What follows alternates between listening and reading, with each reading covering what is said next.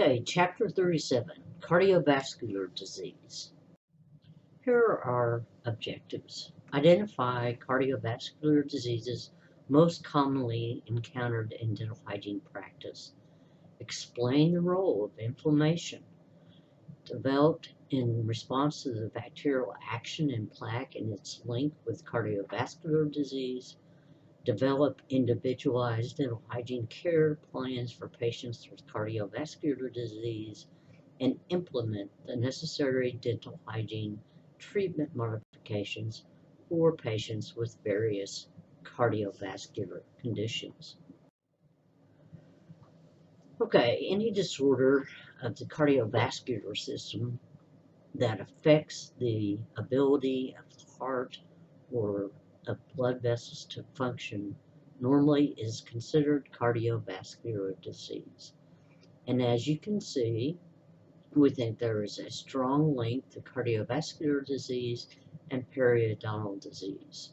That periodontal disease can contribute to cardiovascular disease by causing inflammatory modifiers to come out and actually function and cause problems with the heart. This is affected by age, diet, gender, genetic predisposition. That's maybe it runs in your family, smoking, and stress. I'm just going to briefly go over the physiology of the heart. Remember, in the right side of the heart, it received via the inferior vena cava and the superior vena cava the fluid that is unoxygenated and pumps it to the lungs where it is oxygenated and sent to the left side of the heart to be sent out to the rest of the tissues.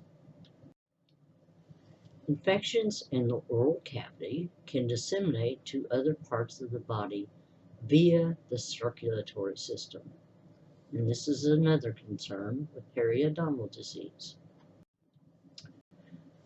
There are pathogens that elicit the immune response, and these can happen in periodontal disease, and that it can affect the whole body because it recruits inflammatory cells. And we can have microbes and inflammatory products in the pathogenesis of cardiovascular disease, and this can result from periodontal disease, the pathogens that are involved in periodontal disease. We have several disease processes that fall under cardiovascular disease.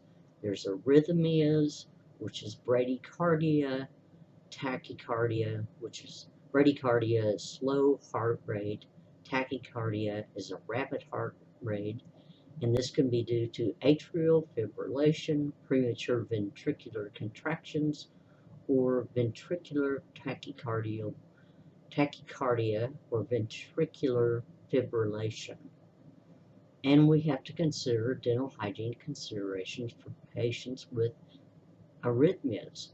Are they on an anti-arrhythmia drug? And if they are, do we have to worry about using anesthesia with epinephrine? And you can see we have several drugs that are used for anti-arrhythmia treatments. There's some for atrial fibrillation. This chart claims that cortisone can cause abnormal salivation and taste. Verapamil may be linked to gingival hyperplasia. Beta blockers, according to this source, will cause gingival hyperplasia, but this is usually associated with calcium channel blockers, and they can all cause xerostomia. Supraventricular tachycardia, that's a rapid heartbeat, is treated with adenosine, and ventricular fibrillation is again treated with cortisone, which is causes the abnormal salivation and taste. Unstable ventricular fibrillation Means the patient needs to be shocked by the use of a external defibrillator, and ventricular tachycardia is helped by the drug lanoxin, which is a cardiac glycoside and actually helps the heart work better, allows it to pump out more fluid. But this can cause sensitive gag reflex. There are heart blocks, and these are all described in your book pretty well, so I'm just going to mention them. We can have first degree heart block, second degree heart block, and third degree heart block, and they have varying degrees of seriousness. You do have to consider, is an antibiotic prophylaxis necessary? What do we want to use for local anesthetic? Do we need cardiac dosage? Is there a problem with using an ultrasonic scaler? Now, the piezo is supposed to be safe for patients that have these problems, but the ultrasonic may be a problem. And we have atherosclerosis, where the vessels build up with the fatty plaques that build up because of those inflammatory cytokines that are released. And risk factors include hypertension, smoking, diabetes, obesity, high cholesterol, stress, family history, sedentary lifestyle. And we do have to consider what drugs the patients may be on for these, and consider what we can do to manage their disease process in the mouth and in the body.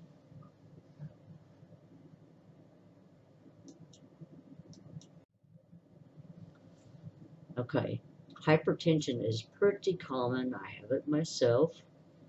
It's normal if it's less than 120/80, and these are the new recommendations. It's elevated if it's 120/129, and the diastolic is less than 80 milligrams of mercury. Stage 1 is considered systolic 130/139 or diastolic 80/89.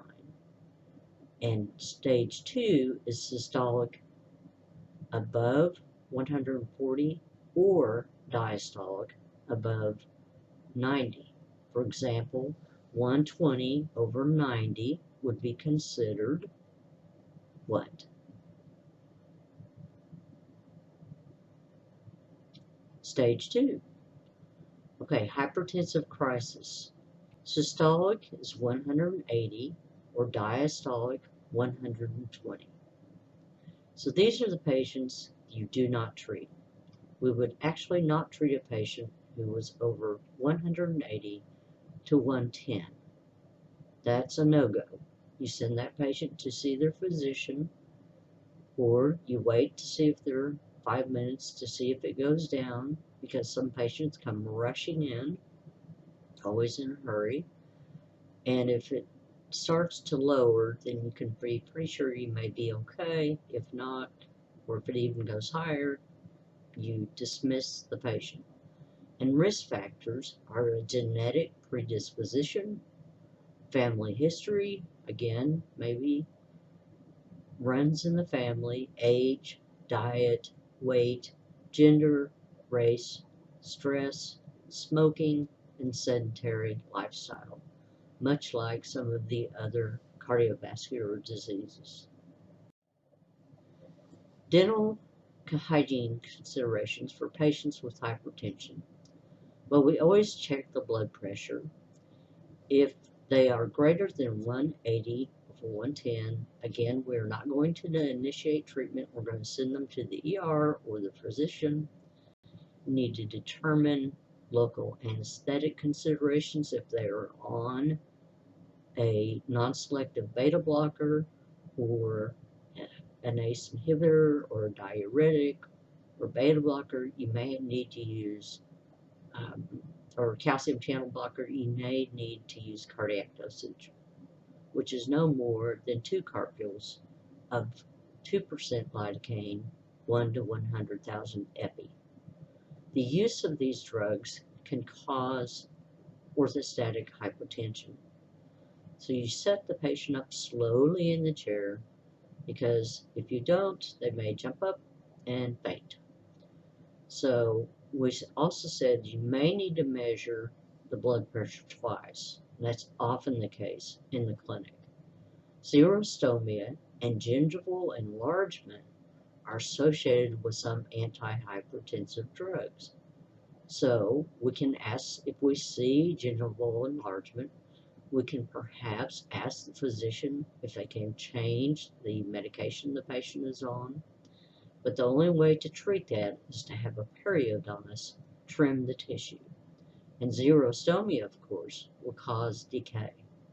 So these patients are more prone to decay.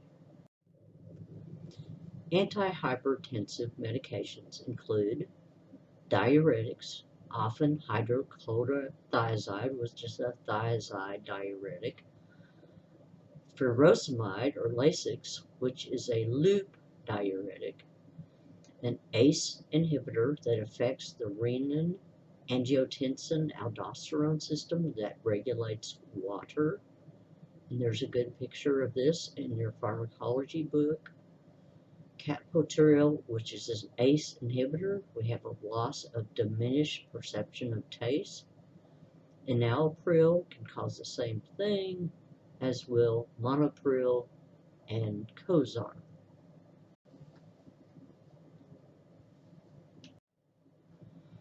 And just to let you know, juniors, you may have to go back and review your autonomic nervous system.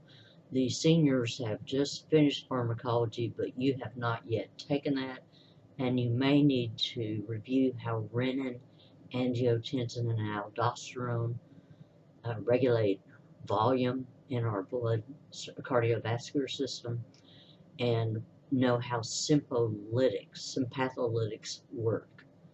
So remember that the sympathetic nervous system is fight or flight. So we're trying to tamp that system down when we're using a sympatholytic drug. And some of those include beta blockers such as metoprolol, atenolol, the other OLOLs drugs. And then we also have minopress, clonidine, and it is a alpha agonist, and then methyl-dopa. I don't think you will be asked on any test questions specifically what you will need to know, but you will need to know that hypertension is something you're going to have to look into, and maybe ask your dentist for some guidance with patients that have any cardiovascular conditions. Okay, moving on, some of these drugs are used for hypertension, angina, myocardial infarction, or as an antiarrhythmic. But it can be used to treat patients who use some illegal drugs. Okay.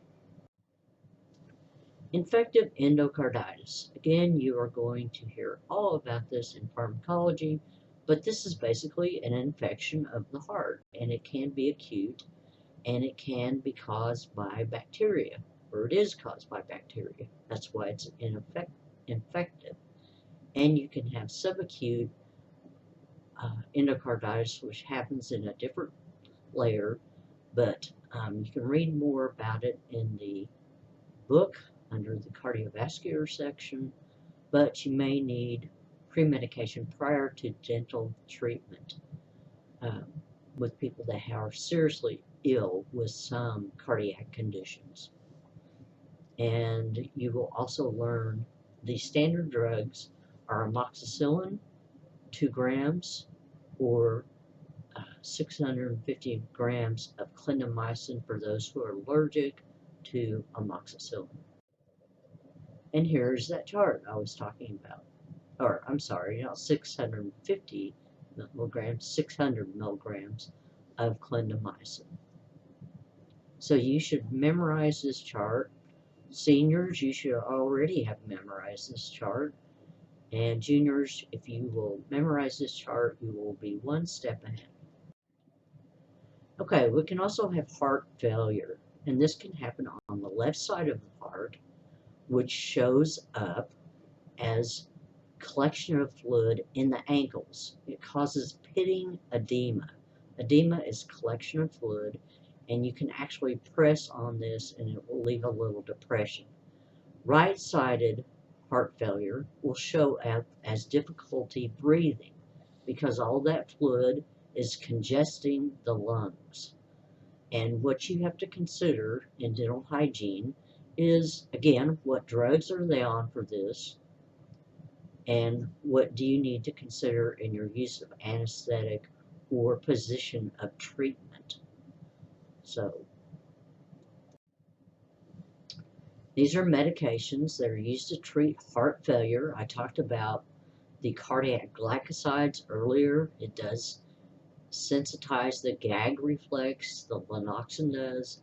Diuretics, they lower blood pressure by getting excess sodium and therefore extra water off the system. This causes a dry mouth. Beta blockers block the beta receptors in the heart, and they lower blood pressure by reducing the heart rate, but they also cause dry mouth. And this is because they are sympatholytic drugs, as are ACE inhibitors and angiotensin receptor blockers. And you see there are a few listed there. There are some disease processes that are congenital. Patient is born with it. These include ventricular heart disease, atrial septal defect, a patent ductus arteriosus where the ductus arteriosus didn't close off as the baby aged. And you do have to consider what medications are the patient on for these. Do they need to be premedicated? Can we use anesthetic with epi? This shows a ventricular septal defect, and you see we have regurgitation of the oxygenated blood back into the right ventricle. So we could have mixed blood going out of the ventricle. So the blood might not be as oxygenated as it should be. We have an atrial septal defect, again, where there's an opening between the two atria, and you have regurgitation of the oxygenated blood back into the unoxygenated blood. Same thing with the patent ductus arteriosus. You have regurgitation of the oxygenated blood back into the unoxygenated blood. So it makes the blood going out of the right ventricle less oxygenated. Other disease processes that can occur are valvular heart disease. This can involve the aortic or mitral valve. We can have stenosis or regurgitation in both valves. We can also have prolapse in the mitral valve. We no longer pre-med for mitral valve prolapse, but you do have to consider what drugs are they on and what might you need to limit your epinephrine and your anesthesia to, and how will this affect the patient. Now, sometimes we do have to use a therapeutic range of medication to thin the blood in order to have less clotting. So this is used for prevention of venous thromboembolism, treatment of venous thromboembolism and valvular heart disease, and the treatment of mechanical heart valves and recurrent systemic embolism. The international normalized ratio is the INR. This is the length of how long it's time it takes for your blood to clot, and normal is 1. But with patients that have VTE and valvular heart disease, we want to give them an anticoagulant so they will not clot as fast or will not clot as often. And so you can see the ranges are 2 to 3. We need to get them in that range for the prevention of VTE and treatment of VTE and valvular disease, and then it needs to be even higher in the treatment of a patient on a mechanical heart valve or with recurrent systemic embolism. And again, seniors, you already know this, but juniors, we always pre-medicate mechanical heart valves, always. We pre-medicate artificial joints with pre-med, but only for the first year. Cardiac conditions requiring antibiotic prophylaxis for dental treatment.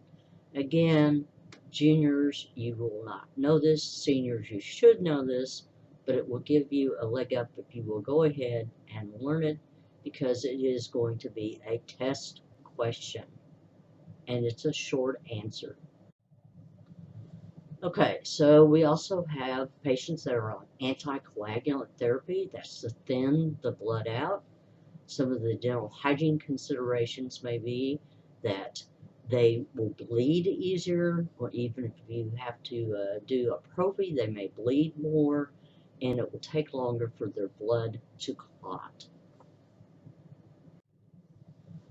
Post-cardiac cardiovascular surgery, you do need a pre-medication for artificial heart valves, a history of infective endocarditis, a heart transplant with complications within one of the valves, and heart diseases that are present from birth and are not corrected. These all need to be pre-medicated. You don't treat these patients without having an antibiotic on board. So, know that cardiovascular disease is the leading cause of death in the U.S. Hygienists must be aware of their patient's general health and recognize the signs and symptoms of cardiovascular disease. These would be the patients that run up the stairs and are out of breath.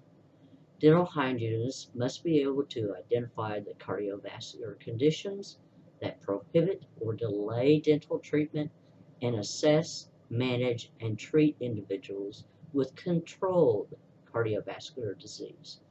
The assessment and treatment of patients with CVD requires an interdisciplinary approach by the dental hygienist, dentist, and the patient's physician. That may be that it's very well that you may have to consult in using an interprofessional approach. Some of the risk factors associated with cardiovascular disease are also identified as risk factors for periodontal disease and vice versa. Chronic inflammation and tissue damage, which can result from periodontal disease, give bacteria an opportunity to disseminate to other organs and initiate infections in the host, including cardiovascular disease.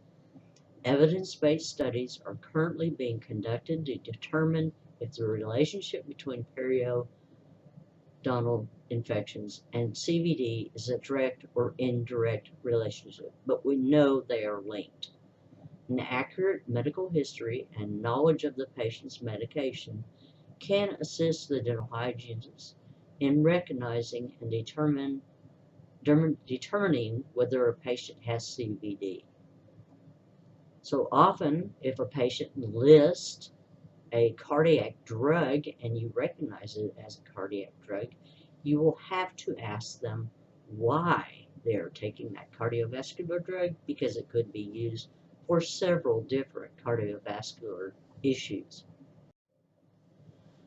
To help determine the type of CVD that the patient suffers from, you should ask, as I just said, specific questions relative to the patient's medication.